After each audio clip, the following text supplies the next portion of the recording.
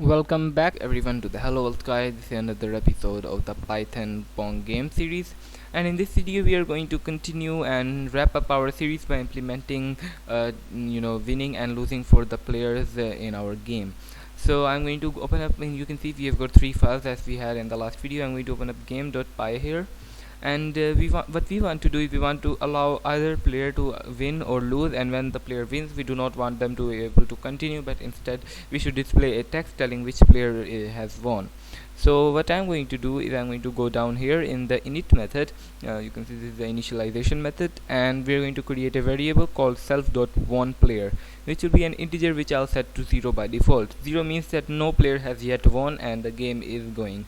So we will go ahead and set it to that, and once we have done that, you can see we have got our one player here, and we can go down here, and inside of the render method we only want to render some text if this is true. So we are going to say if one player is not equal to 0, actually self dot one player is not equal to 0. The reason we want to check for that is because we do not want to do anything if the one player is 0. We do not want to display any text at all. We're going to create a variable called text1, which we will just set to quite similarly to how we did this. You can just go ahead and copy that, but we will go ahead and paste this here, and we will say font.render. In here what we will render will be player, and then after player we will go ahead and use this string addition operator to kind of put those strings together, and we are going to go self.wonPlayer here, and then we are going to say won, just like that. And of course do not forget to add the appropriate spaces where they are necessary. And we are going to go here, and also I'm going to kind of make it a bit of a reddish color. So I'm going to make it kind of the same color as the ball. You can set it to whatever color you like, it's up to you. So after that we have got this, and we would like to get the rect as well. Let's just for example go ahead and copy this, and let's go in here and paste that. Now that is pretty awesome, I guess, but we need to change the names of these variables first of all. So we will have to rename this to let's rename it to text1 rect, and then other one I'm going to also rename this to well, it's basically using the same thing, so we'll need to change that to text one rect as well. And actually let me zoom in a bit so you can see this better, like that. And you can see that we have got our text1 rect here, but we are not going to set the top left. Instead we are going to set the center, and we are going to set the center to on the x. We are going to set it to our screen width divided by 2, and on the y we are going to set it to our let's just set it to screen height divided by 2, screen height divided by 2, and that is quite awesome. Now another thing we are going to do is, you can see we have got all this, so we are going to blitz this to the screen as well. And remember, we only do this here like that.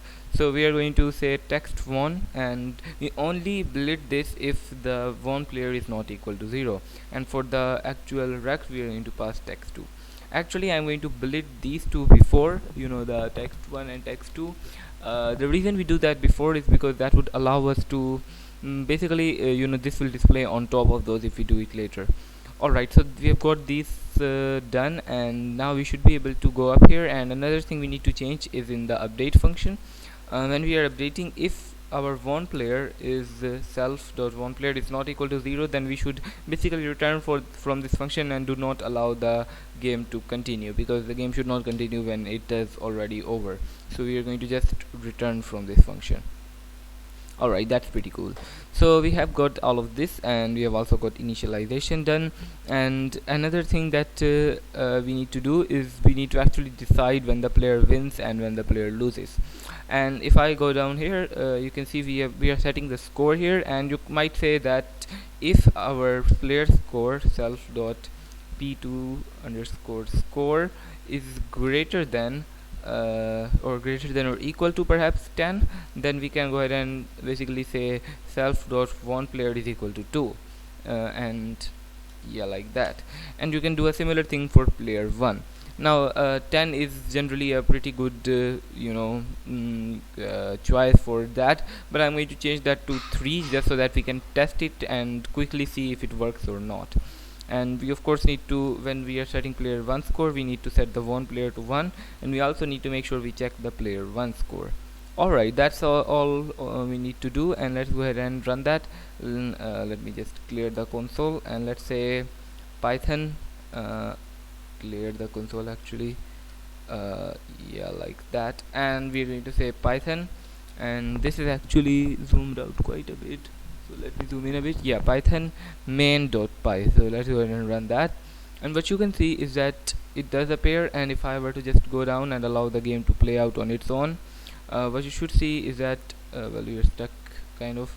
So now I'm going to move here, and you can see that our score increases to 1. We're going to just stay here, let our players outside, and we're going to see what happens. And you can see that when it actually works, you can see it says invalid destination position for blit. The reason that happened was well, because we passed text 2 here, and it, if you can see we are doing this here, we need to pass text one rect here, and we pass the invalid value.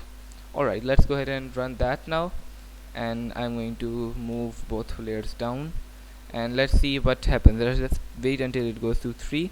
Hopefully it will. You can see it says player 2 won. However, you can see that it's not exactly displaying that correctly, since now our rectangle is kind of off. The reason is that we were getting text 1 rect and not the text 1 rect. We were getting the invalid rectangle initially, so we need to make sure we set that correctly, and after that we should be able to see that everything works perfectly.